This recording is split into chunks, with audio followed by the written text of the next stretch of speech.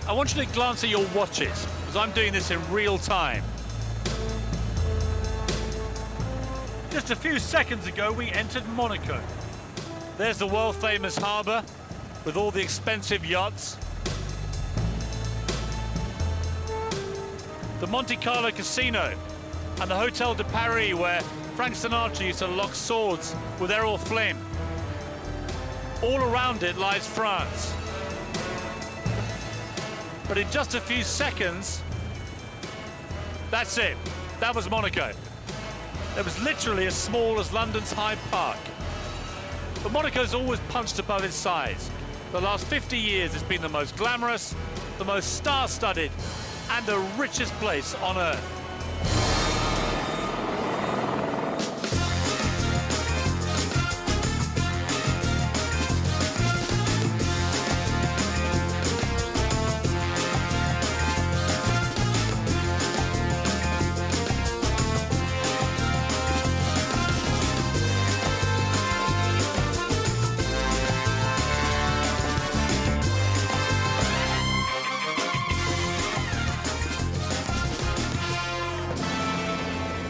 Monaco may be minuscule, but thanks to the Grand Prix, Grace Kelly, and the superstars who flock here, it's got a big reputation that's transformed it into a land where money is king.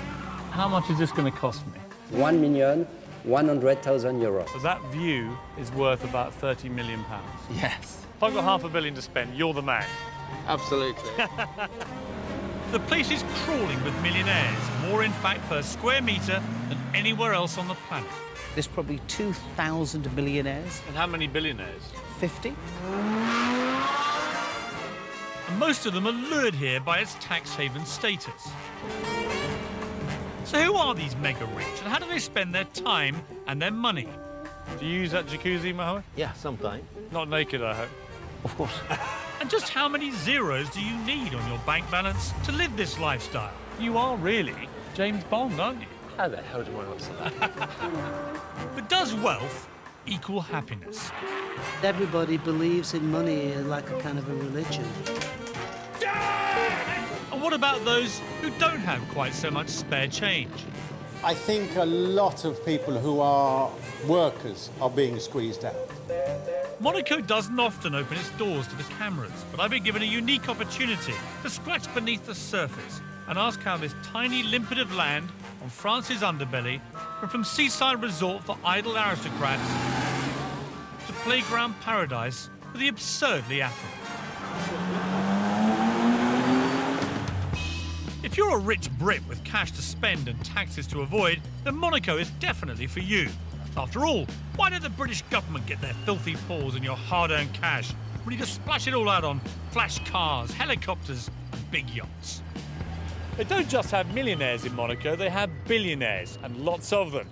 Like Sir Philip Green, the British high street king. He lives with his wife Tina around the corner here. They're so rich that they lend their private helicopter to Prince Albert. And then there's that colourful character Stelios from EasyJet. He's worth £1 billion and lives just down there. And John Hargreaves, the boss of Matalan, worth about £500 million. What might surprise you is they don't live in huge sprawling country homes or palatial villas. No big gardens here. There's simply no room in Monaco. They all live in relatively small apartments. The kind of thing that, to be honest, you might turn your nose up at. Why are these multi-millionaires prepared to slum it in a seafront shoebox? Well, a Monaco address goes hand in hand with qualifying for tax-free status, something the rich rather like because it means they get richer. Consequently, they're literally queuing up to get in. Of course, that means the property here hasn't exactly been rocked by the credit crunch. So just how much do you need to fork out for a quality pad if you're one of the big players? This are what we're going to see. King of real estate, Michel Dotta, is taking me to see a little something in the primest of prime locations. But stay watching, because its price tag might make your eyes water. So here we are, we're in one of Monaco's best apartments. How many rooms does this apartment have?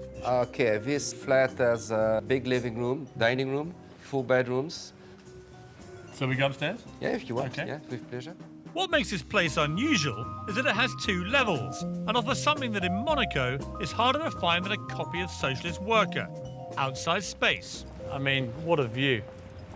This has to be the best view in Monaco, Michel. Yes, this is the best view of Monaco because you are facing the palace and you are directed to the south, which means then you got sun from early morning until the end of the day with the Monte. And when the Grand Prix is on, you can just stand and watch the cars go. Yes, you can see the Formula One Grand Prix seated in your rocking chair and have a drink, a cup of champagne.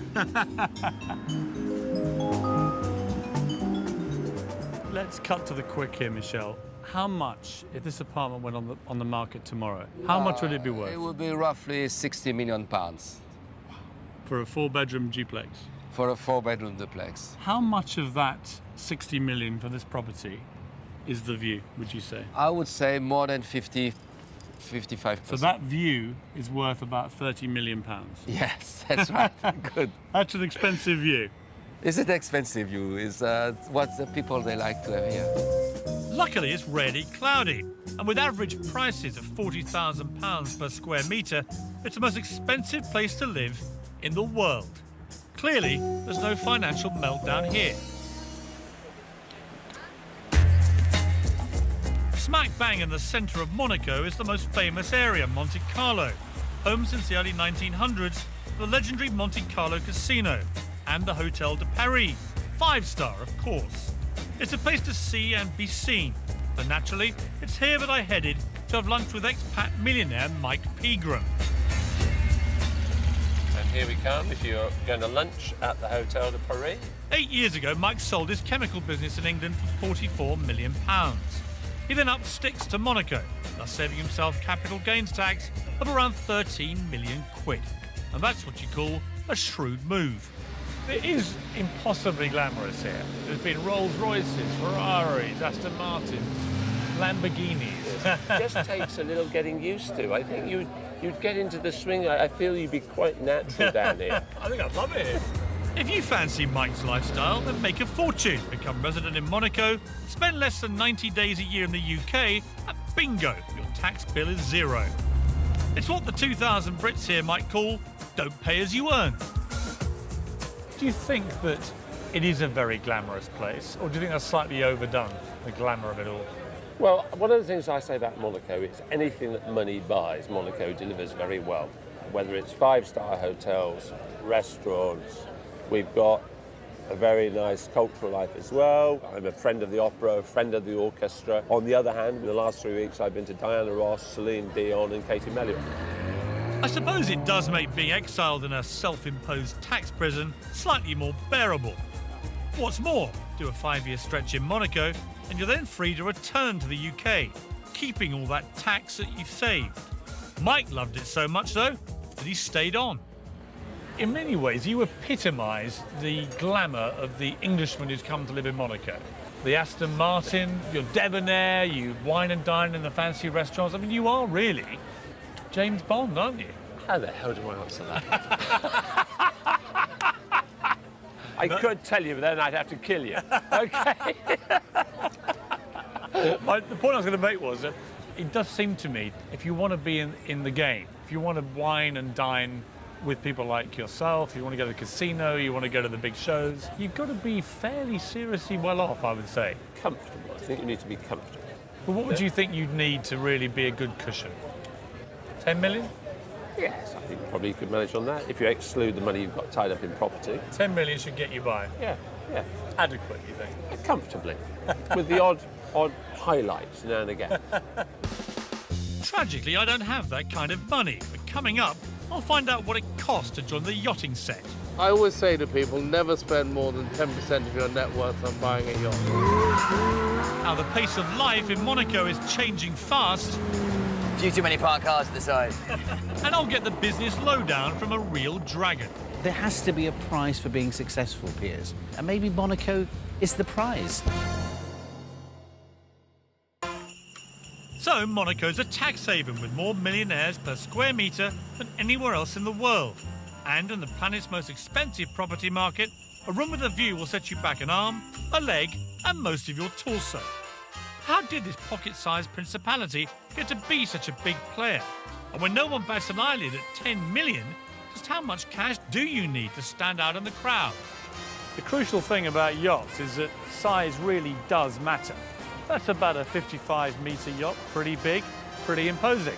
That's a bit bigger, bag girl, 60-odd metres I would say. But in all honesty, that's not a yacht. That is a yacht.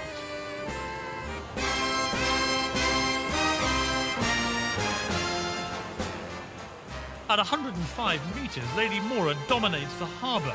And when she was built for a Saudi businessman in 1990, she was the biggest yacht in the world. Today, she's worth £250 million. It's what you might call a floating asset. Does size really matter? It only matters up to the point that you might want to have something a bit bigger than your next door neighbour. And of course, the annoying thing is if your next door neighbour builds something bigger, then you've got to build another one. And does that go on? It certainly does. I mean, the average... Nick Edmiston, known locally as Mr. Yacht, is the leading boat broker in town. He's your man if you're after something nautical but nice. This harbour is astonishing. I like some of the more expensive, high-end propositions that we've got Well, here. the big boat coming into the harbour right now, and the new cost of a boat like that today is between, say, 40 and 45 million euros. Really? I always say to people, never spend more than 10% of your net worth on buying a yacht. So you should be worth a lot of money to buy one of those, 400 million. Yeah, we do, say $500 million is an easy round figure. So if I've got £500 million to spend, you're the man. Absolutely. Or if you've got more to spend. And as the credit crunch bites around the world, is there much sign of it in Monaco Harbour?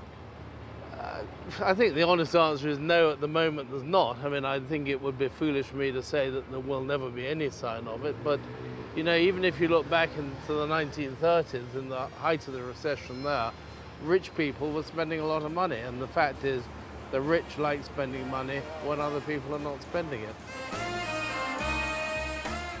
To be in the game where I come in and blow everybody away in this harbour, what do I need to bring to you? Let's start you off, maybe a very nice second-hand yacht, budget of, let's say... No, hang on. I want think brand spanking new. I thought you would. And I don't want to can be see. the second or third biggest. No. I want to be the big boy. Right. I want to be the whale of this Well, harbour. if you want to be the whale, then I think you should be looking at a budget of well in excess of 100 million today. I think we could make you respectable for about 50 million. I've never had any desire to be respectable, Nick. Let's just get the wallet out and talk some big yachts. Come on, out we go. Perched on a rock overlooking Monaco is the home of its greatest asset, the royal family. The Grimaldis have ruled here pretty much continuously since they seized the fortress over 700 years ago. 650 of those years were spent in relative anonymity. But in 1956, the then ruler, Prince Rainier III, married Hollywood movie star Grace Kelly in a fairy tale wedding that was watched around the world by 30 million viewers. It was the PR coup of the century. Overnight, the golden age of Monaco took off, and it went from obscurity to a brand that became synonymous with glamour and elegance. Grace gave Monaco the cachet that money just can't buy. It ended in tragedy 26 years later, when the car that Grace was driving plunged down a cliff. But her legacy lives on through her children, Princesses Caroline and Stephanie, and the current ruler, Prince Albert. Albert, now 51, succeeded his father in 2005. His photo hangs in every public building, not because it's law, but because the people genuinely believe that he is the key to maintaining Monaco's future. If you want to try and understand the difference between Britain and Monaco, then look at two copies of newspapers today. One's the Daily Mail from back home, Knives, Why No Part of Britain is Safe. And then we turn to the local paper, the Nice Matin, Monaco edition, which has as its main story a couple of ballet stars. Page 3 is a series of pictures of glamorous yachts in the harbour. And my favourite story is on page 5, a 94-year-old local resident who's gone hang gliding. And of course, there's always the weather report. Sunny for months. According to this, there is simply no crime at all in Monaco. And that's because security is absolutely paramount here. It's roughly one police officer for every 62 residents. And with hundreds of security cameras, it's CCTV heaven. And every single vehicle entering Monaco is scanned by computer to keep out the criminals. It's also spotlessly clean. The streets are scrubbed every morning. So after splashing out on a Versace gown and Jimmy Choos, you can tool around town without fear of stepping in something untoward. I mean, what's the point of spending your billions on the best that money can buy if you can't show it off? This is just a typical jeweller's watch shop in Monaco. And to give you some idea of the extraordinary prices you get here, look at that watch at the top there. Nice sort of jewel-encrusted watch with a black strap. When I first saw that, I thought, oh, it looks pretty good. Maybe 1,000 euros, 2,000 maybe. If it was really expensive, 5,000 euros. Let me tell you what that watch actually costs. 1 million euros. The flash watches here are 10 a penny. Well, 10 a million, as are Ferraris and Lamborghinis. So what do I really need to get noticed in Monaco? So Bruno, look, I want to buy a new car and I need one that fits my personal brand. What would you suggest? Hello, I have one car for you. It's an exceptional car. It's a Bugatti Veyron. Exceptional is almost an understatement. The Bugatti Veyron has a top speed of 253 miles per hour and is the most expensive car in the world. But get this, there are 6 of them currently registered in the square mile of Monaco. I suppose, look, the real question, Bruno, is how much is this going to cost me? It's 1,100,000 euro without tax. 1,100,000 euro without tax. Exactly. At the same price as the watch, the car suddenly looks a bit of a bargain. And you can't do me a discount? I know, no, sorry for this car. It's exceptional to have one car available on the market. Well, Bruno, Yes. you got a deal. Okay, thank you very much. Right, I've bought the best car, the best boat, the best watch and the best pad. I've spent £162 million in the process. But it's all been worth it, because now I'm the daddy. Or am I? One man who can put things into perspective is James Kahn of Dragon's Den. He's been coming here on business for over 10 years and recently invested in Avalus, a Monaco company that specialises in providing luxury travel for the mega wealthy. How competitive is it down here? Because you meet a very rich guy and he's got $1 billion in the bank, and then Philip Green walks around the corner, he's got $4 billion. So I mean, the guy with $1 billion suddenly feels rather cheap and poor. I think everything beyond 100 million, Piers, is actually irrelevant. If you've got 100 million, there is only so much you can do. I mean, how many mobile phones can you carry? I mean, you say that, but take Roman Abramovich. That's his boat there. Okay. And it's parked in Aix, round the corner from Monaco, because it's simply too big to get into the harbour. Now, he's got 3 like that, and he's building an even bigger one, the world's biggest yacht. And you can't help thinking that the only reason he's doing this is to be top dog. That concept of competition exists amongst probably the world's 50 richest people. Yeah. And of course, at that level, it's about the biggest private plane, the biggest yacht, the biggest mansion. But I think for us mere mortals... For the mere 100 million bracket. That's right. It's a different game. And remember, Piers, in Monaco, there's probably 2,000 millionaires. I mean, 2,000 millionaires is a reasonable number. And how many billionaires? I would say probably now 50. 50 billionaires? Yeah, absolutely, no doubt. 2,000 millionaires in a population of 35,000. Which is obscene. I suppose the last question I have for you is, having heard all this, how do I get to the 100 million? Someone well on his way to that 100 million mark is Miles Mordaunt. An ex-racing driver, he came here 6 years ago. He made his fortune in marketing around Formula One. And is one of those rapidly becoming the new face of Monaco. Very rapidly. Few too many parked cars at the side.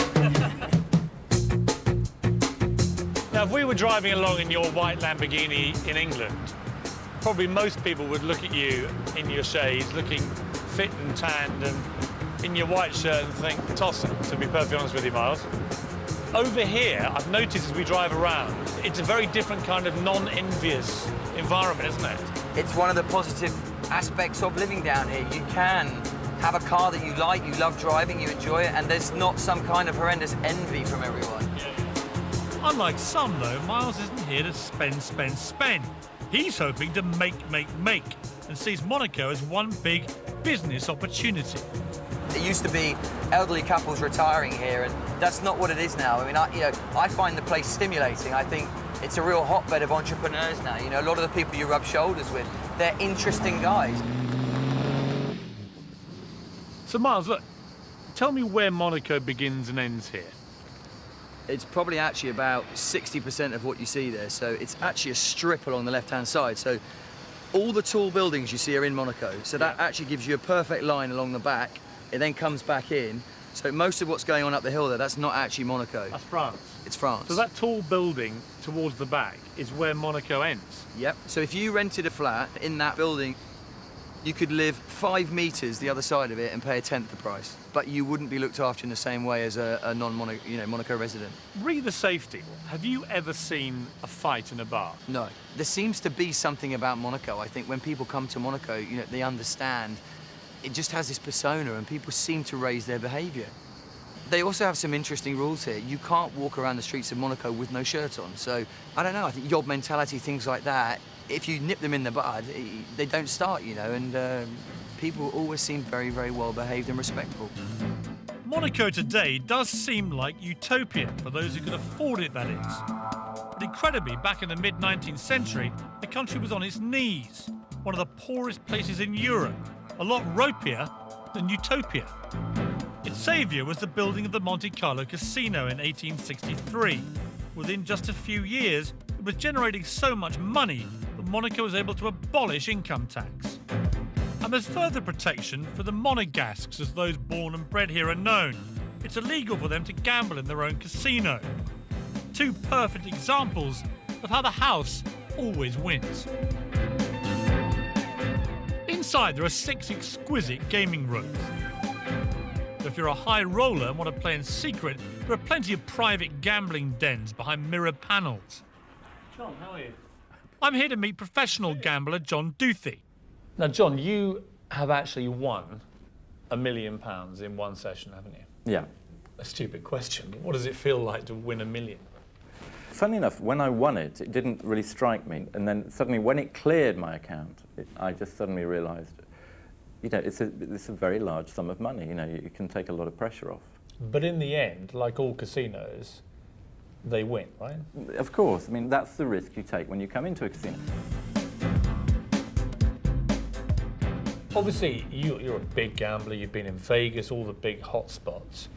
What does the Monte Carlo casino mean to all gamblers worldwide? Because it must still retain a slight magic to it. Well, it does, because this is really where it all started. Everything about Monaco is just luxury. You just feel that you're sitting in luxury.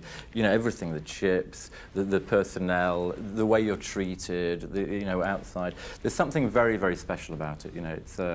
It really is the mecca for gamblers. I love these chips. They're all very colourful and glamorous, and they look like nice little toys. And then, of course, you look at something like this, and that says 200,000 euros. Yeah. So if I was to put that there, that is 200,000 euros. Yeah. OK, I've emptied all my piggy banks. It's time to try and find out what it's like to win millions. In front of me, I actually have chips to the value of €1 million. And I'm going to put the whole lot on red. It's double or nothing. 2 million in the bank. Get in there. Well done. Thank you very much, Philippe. I'd like my chips, please.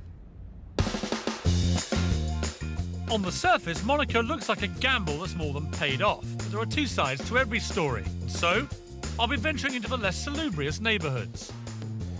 Other people's dirty washing and a building site. Personal space seems to be less important here.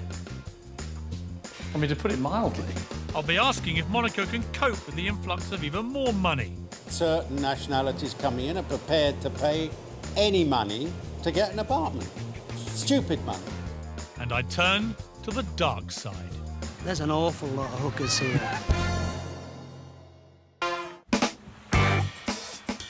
Stay up into the wee hours and you'll find plenty going on in Monaco. At the Sass Cafe, rock singers, racing drivers and the odd Hollywood star or two all rub shoulders with the more run-of-the-mill millionaires as they party hard, fueled by firework ablaze bottles of vodka and champagne at £1,000 a pop. Just across the road at the main concert venue, Mick Hucknall of Simply Red is in town, performing a dinner show. It's all a far cry from his days on the grimy UK club scene. Mick's been coming here for the past 15 years and has something of an outsider's take on Monaco life. I met him at the adjoining Monte Carlo Bay Hotel. And I could never imagine you living here, Mick. Not my scene. I'm proud to say I've always been the British taxpayer, and that's just the way it is. It would be the total antithesis of everything you stand for. But I have grown to sort of enjoy it in a kitsch kind of way, you know. My favourite one is the Jack Nicholson quote. I thought sums it up pretty much better than anything, really. He just said it's called Alcatraz for the rich. They should call it money, Carlo, because everybody believes in money like a kind of a religion, and it's a different world, completely different world. I mean, do you find it quite obscene, really, in a weird way, that it's just so money-centred here? I see it now as more kind of amusing now. I see you're the as funny rich as side. most of the inhabitants. Yeah, but I don't really. Yeah, I agree. Yeah, it's true. Do you think people here are happy? Many of the people I've met, I would say absolutely not.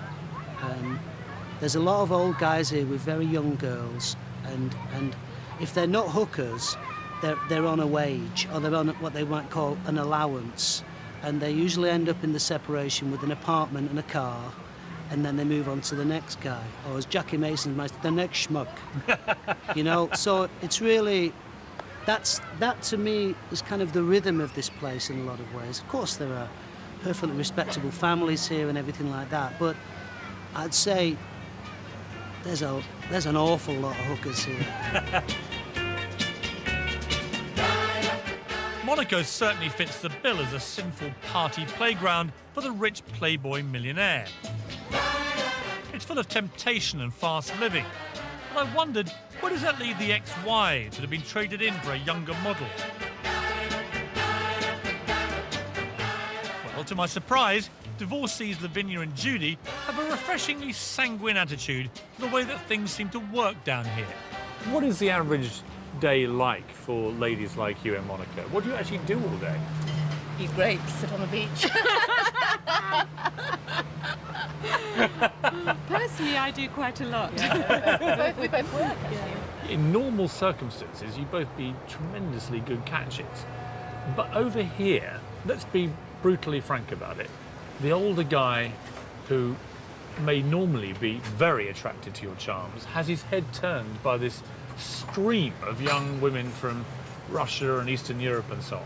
Is that what goes on here? Probably if I was a man, I'd do that too. Would you? You don't blame them? Not really. I think if they're on their second or third shot, they probably want to go younger and younger. It's normal. But where is love in all this, Lavinia? I can't jump into their heads. Some of these girls are very, very educated people. Probably they're very entertaining as well, and they've got one life to lead. I'd probably want a rich young guy anyway. I'm not getting a feeling from either of you that you feel particularly like you're missing out here. No, certainly not, no. If there is a lot of sex going on, it's going to have to be confined to pretty small bedrooms, because the main downside to life in Monaco is a lack of space. And with more millionaires than you can shake a stick at clamouring to get in, every inch is worth a fortune. Down there is Fontvieille, the most exclusive part of Monaco, with its amazing apartments, its fabulous waterside restaurants, the obligatory luxury yachts. It's where David Coulthard lives, and the property and newspaper tycoons, the Barclay brothers. The most extraordinary part of Fontvieille is that until the early 70s, that was all sea. It just didn't exist. By reclaiming more land, Monaco is hoping to create many more Fontvieilles in the future. But until they do, places to live are going to remain pretty hard to come by. Consequently, finding somewhere that's actually for sale is easier said than done. And that's why 70% of people in Monaco rent, including the likes of Shirley Bassey, Ringo Starr, and even Monaco's richest resident, Sir Philip Green. They all live in apartments that will set you back a tidy £25,000 a month.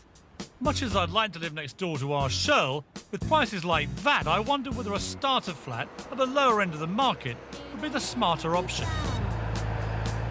Miles Mordaunt, our marketing millionaire, this time in his runaround car, took me to see something in a lesser part of town. Come on in. Prepare yourself. Come on through to the lounge. The view is sumptuous. I mean, Yeah, of all the views on the French Riviera, I think other people's dirty washing and a building site. personal space seems to be less important here. I mean, to put it mildly. Miles is converting this studio into a one-bed flat to make it more desirable. Here is your expansive kitchen, which I think almost up to the sides. How much are you asking for this? This is for sale for 1.5 million euros. You're joking. No. You're serious? Yeah, and I think it'll actually go fairly quickly. 1.5 million euros? Yes. Over 1.2 million pounds? For? 47 square metres of luxury. Monaco is already the most expensive country in the world to live in. Add in Russian oligarchs heating up the property market and rents soaring, and you'll understand why the workers here on an average wage of just over £2,000 a month are starting to complain. Mr. Bryan moved to Monaco in the 1970s and set up his catering firm selling posh nosh to rich aristocrats. And no, they don't eat dogs. That's just Lulu. Someone like you, Brian, you're not a rich man, I guess, compared to most of the people who live in Monaco. You're what I would call one of the workers here. I'm a worker here. Are you being slowly squeezed out by all this new money? I think a lot of people who are workers are being squeezed out. 20 years ago, 25 years ago, workers lived in Monaco. Now they don't live in Monaco. They can't afford to. They can't afford to. Because you've got certain nationalities coming in and prepared to pay any money to get an apartment. Stupid money. You could never afford to buy an apartment, or a worker could never afford to buy an apartment. So obviously they live over the border. That brings its repercussions in the sense that we get drowned with traffic at 9 o'clock in the morning. You know, when I first came here, you didn't have a rush hour. Now you have a rush hour. Where do you think it'll go, Brian, in 5, 10 years, Monaco? I just hope they don't get swamped by traffic and too many people, because that, to me, will take a lot of the charm away. A lot of the charm was based around the fact that it was, to a certain extent, a village atmosphere, that you could go down the road and you knew 10 people as you walked down the road. The fact that you knew the local policeman. Now, you don't get that situation. Consider this. Every day, 40,000 workers stream over the border from France into Monaco. 1,000 tourists pop in to clog up the streets. And the almost daily cruise ships dump 2,000 passengers a time via the sea route. Great for the economy, maybe, but there's no doubt that Monaco's character is feeling the strain. Forgo residency and that tax-free status and live just a stone's throw into France, and you'll get anywhere up to 10 times as much bang for your buck. Supermodel and Monaco resident Teresa Maxova took me to see a friend's house just 20 minutes from Monte Carlo. I bet you've got a huge family. They all have over there. Wow. Kids, dogs. Look at this. Now this is my kind of place. Clearly my charm and wit left her tongue-tied. Clean it up, but not properly enough, you know? Don't worry, we'll forgive you. Look at this, look at the view. Yeah, Look at the room. You can swing a cat in here or a supermodel. Well, you You play your cards right. You can have kids. You can have, yeah. It's a bit early Animals. for that. A bit early for kids. We've only just met. Come on. I mean, the choice is very simple to me. You either live in this, or you live in a tiny little box in Monaco in the heat, with no pool, no garden, probably no supermodel girlfriend for 60 million. I'm doing the maths here, Teresa, and it's not good for Monaco, You know. I'm afraid. And the great thing about it is, if you have a problem with your computer, you've got the number 2 at Microsoft living next door. This evening I have a hot date with Teresa back in Monaco. Well, she's letting me tag along to an exhibition of photos by ex-Rolling Stone Bill Wyman. and is just one of an endless stream of mingling, celebrity bashes and fundraisers that take place on a daily basis in Monaco. Back there. If you look really close, you see Charlie just through. Yeah.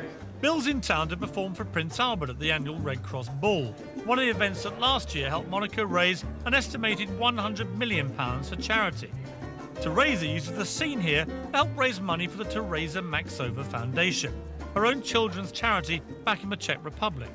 So how much have you raised for your foundation so far in total? I don't know, €3 million. Okay, it's a lot of money. Yeah. You've done very well. Yeah, trying to work my best. Really? It's very good. It certainly is, though to be fair, you can't get a more target-rich environment. Is this kind of event a typical Monaco kind of thing? I think you get a lot of different events. You get art, exhibitions. You get photography exhibition. I think there's a lot of little different things. Then, with no motorcade, fanfare, or 21-gun salute, Prince Albert turned up at our small gathering in a small shop on an ordinary street. It was remarkable to see how accessible he is.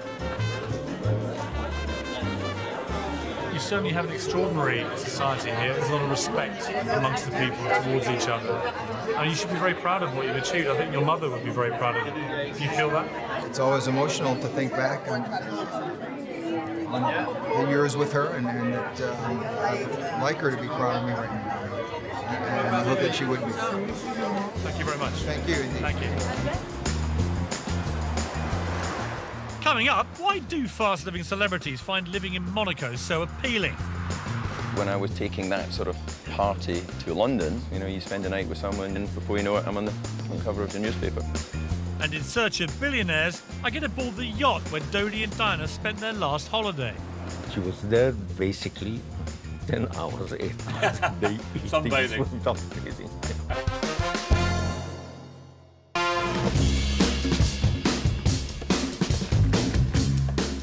The Monaco Grand Prix is the most glamorous motor race in the world, and David Coulthard has won it twice. Quite aggressive on acceleration. Yeah, I like to, one in Rome and all that. Use the horses. I mean, incredibly glamorous when you come through here. When you're in a racing car. It's just the ultimate glamorous Grand Prix. It's everything that a Grand Prix should be. The Grand Prix started in 1929, and as you can see, was as glamorous then as it is now. Okay, well, maybe not, but it was a long time ago. What is true is that it instantly captured the world's imagination, and today is broadcast to 100 million people. For Monaco's image, it's a marketing gem. I've got to say, on behalf of every tabloid newspaper, thank you for everything you did for us, because you were perfect. You were the racing driver who liked spending money, partying, and lots of pretty girls. It was great. It was fantastic because you had the safety of being able to go out, enjoy yourself, enjoy all the trappings of success, but knowing that you were only 1 kilometre from your apartment if you needed to head home quickly, and knowing that you weren't going to get into too much trouble. Whereas when I was taking that sort of party to London, you spend a night with someone, you think you'll know nothing more of it, and then before you know it, I'm on the cover of the newspaper. So here you are, very committed to the hairpin. I think we might actually get some squealing at the tyres here. That's very impressive, Piers. Thought you were going to hit the van.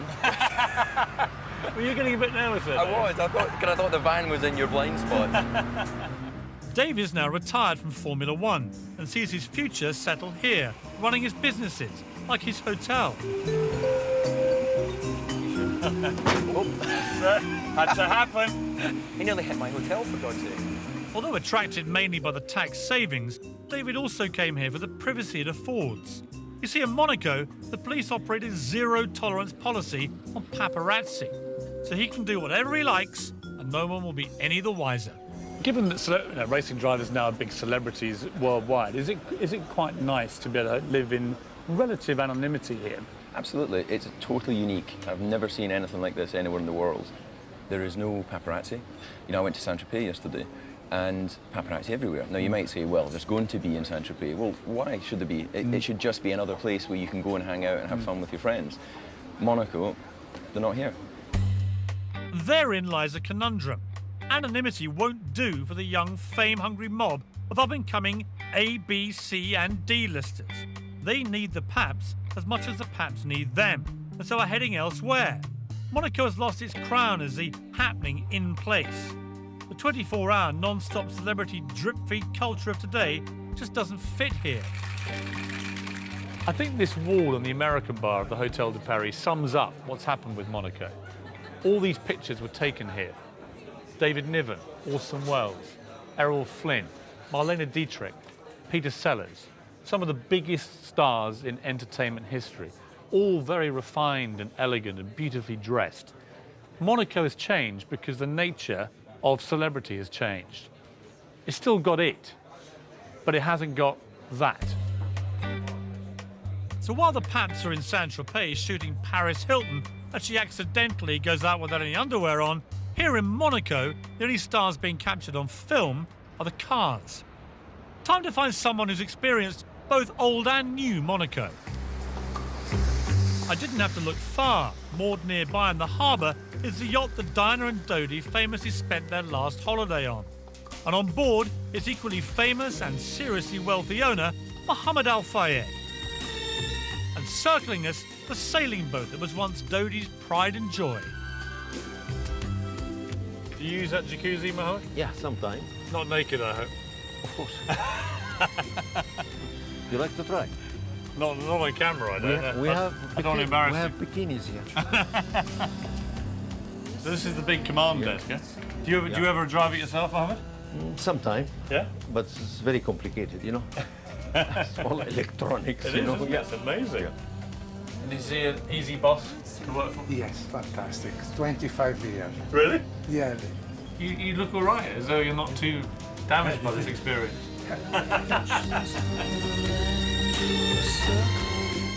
We're on your boat. I've spent the entire week in Monaco trying to find a genuine, bona fide, stinking rich billionaire.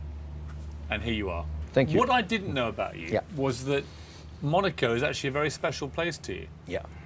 You've been here over 40 years. That's right. As a resident, and your boat's moored in the harbour. And in those early days, it was impossibly glamorous. I mean, you had Liz Taylor and Richard Burton used to moor their boat next to yours. Yeah. And you were there. You were part of that scene. Absolutely, absolutely. I mean, Grace Kelly was there with Richard and Elizabeth. What was she like, Grace Kelly?